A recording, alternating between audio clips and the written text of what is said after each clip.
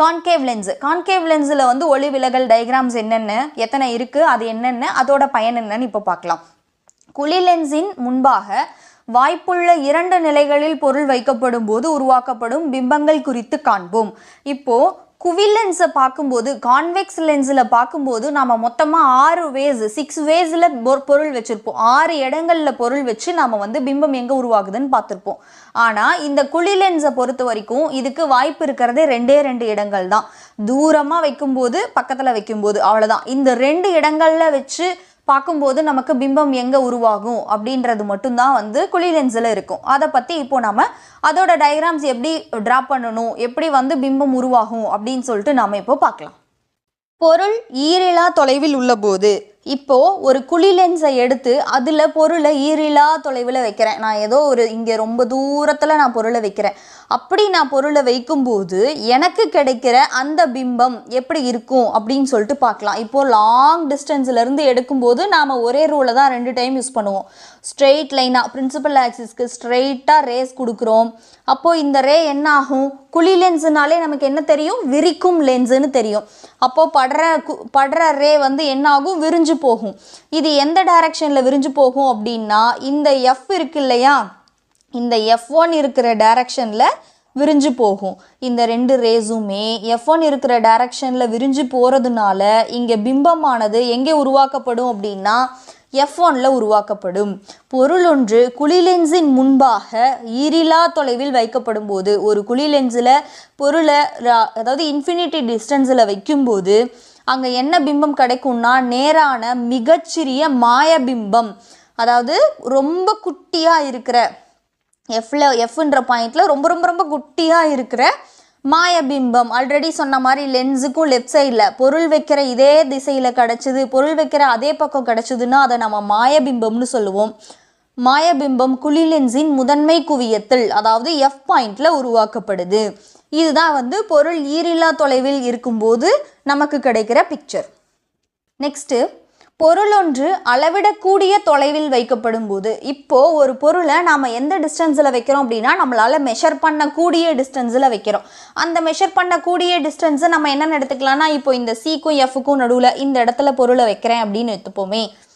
இப்போது இந்த குழி லென்ஸில் என்ன நடக்குதுன்னு பார்க்கலாம். ஃபஸ்ட்டு ரூல் என்ன அப்ளை பண்ணுவோம்?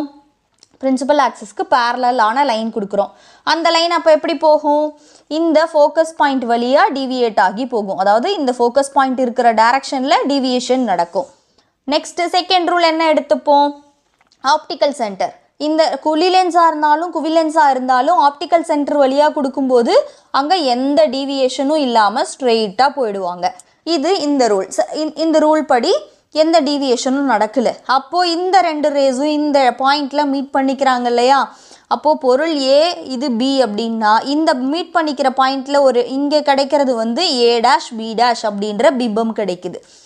இப்போது குழி லென்ஸில் வந்து பொருள் ஒன்று குழி லென்ஸிற்கு முன்பாக அளவிடக்கூடிய தொலைவில் வைக்கும்போது, இப்போ நம்ம பொருள் என்ன பண்ணுறோன்னா குழி லென்ஸுக்கு முன்னாடி ஒரு மெஷர் பண்ணக்கூடிய டிஸ்டன்ஸில் வைக்கும்போது குழி லென்ஸின் ஒளியியல் மையத்திற்கும் முதன்மை குவியத்திற்கும் இடையே, அதாவது ஆப்டிக்கல் சென்டருக்கும் F1க்கும் நடுவில் எப்படியான பிம்பம் கிடைக்குது அப்படின்னா நேரான சிறிய மாயபிம்பத்தை உருவாக்குகிறது. நேரான பொருளும் நேராக தான் இருக்குது, கிடச்சிருக்க பிம்பமும் நேராக தான் இருக்குது. சிறிய, ஏன்னா பொருள் இவ்வளோ பெருசு இருக்குது, நமக்கு கிடச்சிருக்க பிம்பம் அதை விட சின்னதாக இருக்குது. ஸோ நேரான சிறிய மாயபிம்பம். ஆஸ் யூஷுவல் நம்ம சொன்ன மாதிரி லென்ஸுக்கு லெஃப்ட் சைடு இருந்துச்சுன்னா நம்ம என்ன பிம்பம்னு சொல்லுவோம்? மாயபிம்பம் அப்படின்னு சொல்லுவோம். ஸோ நேரான சிறிய மாயபிம்பமானது இங்கே உருவாக்கப்படுது.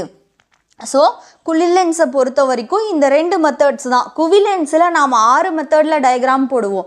ஈரிலா தொலைவில், அதுக்கப்புறம் சிக்கு அப்பால், அதுக்கப்புறம் சியில், சிக்கும் எஃப்க்கும் நடுவில், எஃப்க்கும் ஓக்கும் நடுவில், இந்த 6 ப்ரொசீஜரில் நாம் டயக்ராம் போடுவோம் குவி லென்ஸில். ஆனால் குழி லென்ஸை பொறுத்த வரைக்கும் 2 தான். ஒன்று இன்ஃபினிட்டி ஈரில்லா தொலைவில், இன்னொன்று அளவிடக்கூடிய தொலைவில். இந்த 2 இடங்களில் வைக்கும்போது மட்டும் எந்த மாதிரியான பிம்பம் உருவாகுது அப்படின்னு சொல்லிட்டு நாம் பார்ப்போம். அதே மாதிரி இந்த குழி லென்ஸை பொறுத்த வரைக்கும் உருவாகிற பிம்பம் எப்பவுமே மாயபிம்பமாக மட்டும்தான் இருக்கும். குழி லென்ஸில் மாயபிம்பம் மட்டும்தான் உருவாக்கப்படும். இது குழி லென்ஸுக்கான டயக்ராம். இப்போ பொருள் வந்து அளவிடக்கூடிய தொலைவில் வைக்கும்போது அதில் உருவாகிற பிம்பம் எப்படி இருக்கும்னு நம்ம சொல்லிட்டு பார்த்தோம்.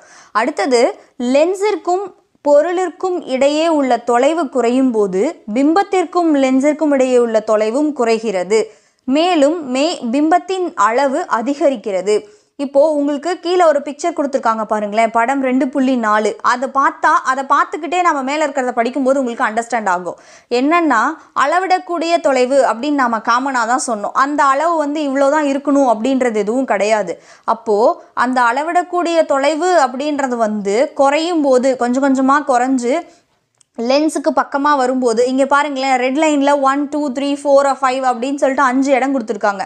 அந்த 5 இடங்களில் பொருளை வைக்கும்போது அதில் உருவாகிற பிம்பமும் என்ன ஆகும்னா லென்ஸுக்கு பக்கத்தில் மூவ் ஆகிட்டே இருக்கும். இப்போ அந்த பிக்சரில் பார்த்தீங்கன்னா தெரியும், 1 2 3 4 5ன்னு சொல்லிட்டு பிளாக் கலரில் சின்னதுலேருந்து சைஸ் வாரியாக சின்னதுலேருந்து பெருசு வரைக்கும் பிம்பத்தோட பிக்சர் ஒன்று கொடுத்துருக்காங்க இல்லையா. அப்போ என்ன நடக்குது அப்படின்னா தொலைவு லென்ஸுக்கும் பொருளுக்குமான தொலைவு குறையும் போது பிம்பத்துக்கும் லென்ஸுக்குமான தொலைவும் குறையும். அதே மாதிரி பிம்பத்தோட அளவு வந்து பெருசாகும்.